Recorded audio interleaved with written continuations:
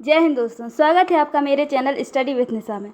दोस्तों, जैसा कि हमने एक सीरीज स्टार्ट की है जिसमें हम यूपीएससी प्रीलिम्स 2024 में आए हुए ज्योग्राफी के क्वेश्चंस को एक एक करके डिस्कस कर रहे हैं।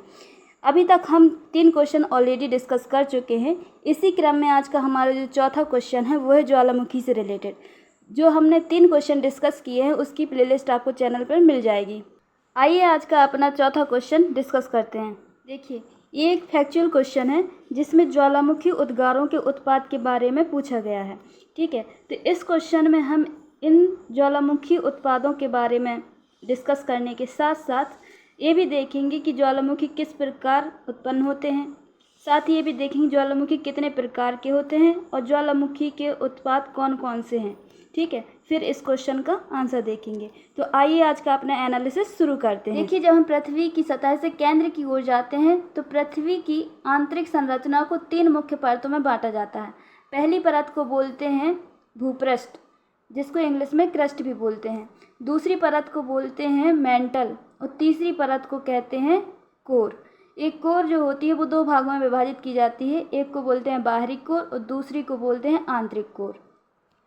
जब किसी स्थान पर ज्वालामुखी फटता है तो वो जो मैग्मा यानी लावा निकल के आता है तो वो निकल के आता है पृथ्वी की मेंटल परत से।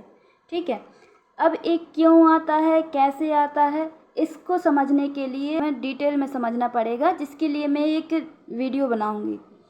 ठीक है, अभी के लिए बस हम इतना समझ लेते हैं कि जो ज्वालामुखी में लावा आता है वो मेंटल परत से आता है। ठीक है, जो पृथ्वी की मेंटल परत होती है उसमें जो पदार्थ पाया जाता है उसको बोलते हैं हम मैग्मा। ये मैग्मा पृथ्वी की सतह पर 2 प्रकार से बाहर आता है। एक तो छिद्र से बाहर आता है, दूसरा दरारों से बाहर आता है। जब ये मैग्मा छिद्र से बाहर आता है तो इसको हम बोलते हैं केंद्रीय उद्गार। ठीक है, जिससे कि ज्वालामुखी पर्वतों का निर्माण होता है। जबकि ये जब दरारों से बाहर आता है तो इसको हम बोलते हैं दरारी उद्गार, जिससे कि पर ज्वालामुखी पठारों का निर्माण होता है। ठीक है, जब ये मैग्मा सतह के अंदर होता है तो इसको हम मैग्मा बोलते हैं, लेकिन जब यही मैग्मा सतह के बाहर आ जाता है तो इसको हम लावा बोलते हैं। देखिए, केंद्रीय उद्गार के आधार पर ज्वालामुखी को मुख्य रूप से 3 प्रकार में बांटा गया है। पहला होता है सक्रिय ज्वालामुखी, दूसरा होता है प्रक्षुब्ध ज्वालामुखी, तीसरा होता है शांत ज्वालामुखी। देखिए, सक्रिय ज्वालामुखी ऐसे ज्वालामुखी को कहते हैं जिसमें समय समय पर मैग्मा का उद्गार होता रहता है। ठीक है, और उसमें सक्रियता बनी रहती है, इसी आधार पर इसको एक सक्रिय ज्वालामुखी कहते हैं। जबकि प्रक्षुब्ध ज्वालामुखी ऐसे ज्वालामुखी को कहते हैं जो वर्तमान में सक्रिय नहीं है लेकिन कभी भी उद्गार हो सकता है, उसे हम प्रक्षुब्ध ज्वालामुखी कहते हैं। जबकि शांत ज्वालामुखी ऐसे ज्वालामुखी होते हैं जिसमें दीर्घकाल से उद्गार नहीं हुआ है और भविष्य में भी उद्गार की संभावना नहीं है, तब इसे शांत ज्वालामुखी कहते हैं। देखिए, हमारे भारत में एकमात्र सक्रिय ज्वालामुखी पाया जाता है, जो कि कहाँ पर है ये आप कमेंट बॉक्स में बताइए। आइए अब ज्वालामुखी उद्गार को समझते हैं।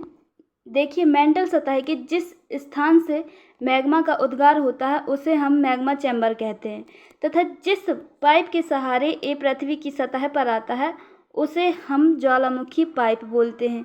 ठीक है, जब यह मैग्मा चट्टान को तोड़कर सतह पर आएगा तो जो छिद्र बनता है उसे हम क्रेटर कहते हैं। जब यही क्रेटर अगर बड़ा हो जाए तो उसे हम काल्डेरा कहते हैं। ठीक है, जब यह चट्टान टूटेगी तो उसके कुछ चट्टानी टुकड़े भी होंगे। इन चट्टानी टुकड़ों को हम पायरोक्लास्ट बोलते हैं। ज्वालामुखी उद्गार से उत्पन्न होने वाले विभिन्न उत्पादों के बारे में जानते हैं। इसे मुख्य रूप से 3 प्रकार के उत्पाद उत्पन्न होते हैं। सबसे पहला जो उत्पाद होता है वो होता है गैसें। ठीक है, दूसरा होता है लावा और तीसरा होता है पायरोक्लास्टिक रॉक्स यानी चट्टानी टुकड़े। ठीक है, जो गैसें होती हैं उसे मुख्य रूप से जो 99% गैसें होती हैं वो होती है 3 प्रकार की। एक तो वाटर वेपर यानी कि जो जलवाष्प होती है वो, दूसरा होता है कार्बन डाइऑक्साइड और तीसरा होता है सल्फर डाइऑक्साइड। इसके अलावा जो 1% गैसें होती हैं उसमें अन्य गैसें निकलती हैं, जैसे कि hydrogen sulphide, carbon monoxide, hydrogen chloride, hydrogen fluoride, nitrogen compounds मतलब कि जो 2 या 2 से अधिक चीज़ें का मिश्रण होता है, जिसमें कम से कम एक चीज़ का जैसे नाइट्रोजन कंपाउंड है तो इसमें कम से कम एक चीज़ नाइट्रोजन जरूर होगी।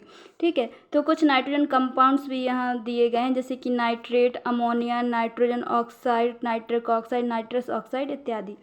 इसके अलावा ज्वालामुखी उद्गारों के उत्पाद के रूप में राख, धूल कण जैसे गौण पदार्थ भी निकलते हैं।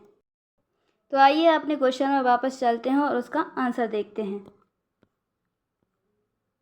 देखिए, यहाँ बोला गया है कि निम्नलिखित पर विचार कीजिए।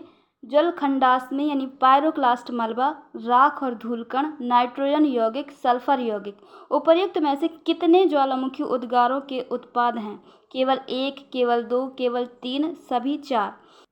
तो देखिए, जैसा कि अभी हमने देखा कि जब ज्वालामुखी का उद्गार होता है तो उसमें विभिन्न प्रकार के पदार्थ निकलते हैं, ठीक है, जिसमें अभी हमने ये सभी चीज़ें देखी हैं कि ये चीज़ें निकलती हैं, जैसे कि पायरोक्लास्टिक मलबा भी निकलता है, राख और धूल भी निकलते हैं, नाइट्रोजन यौगिक भी निकलते हैं और सल्फर यौगिक भी निकलते हैं।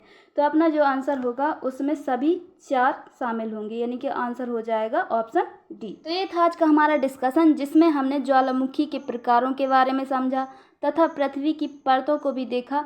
साथ ही हमने ज्वालामुखी उद्गार के उत्पादों के बारे में भी जाना। तो आई होप आपको ये डिस्कशन पसंद आया होगा। अगर वीडियो पसंद आई हो तो वीडियो को लाइक, शेयर और चैनल को सब्सक्राइब जरूर करें। Thank you.